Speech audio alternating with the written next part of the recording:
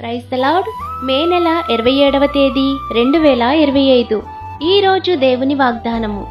పర్వతములు తొలగిపోయినను, మెట్టెలు తత్తరిల్లినను, నా కృప నిన్ను విడిచిపోదు, సమాధాన విషయమైన నా నిబంధన తొలగిపోదు అని నీయందు జాలిపడు యెహోవా సెలవిచ్చుచున్నాడు.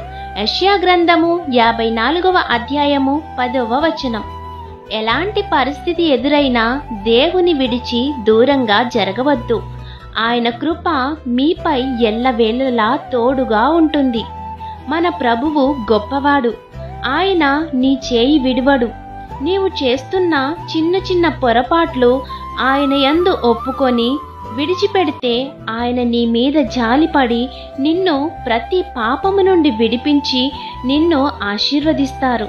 కాబట్టి ఆయన కృప మీపై ఎల్లవేళలా తోడుగా ఉండాలని కోరుకుంటూ దేవుని సువార్త పరిచర్యలో మీ సహోదరి. ఆమెన్. God bless you.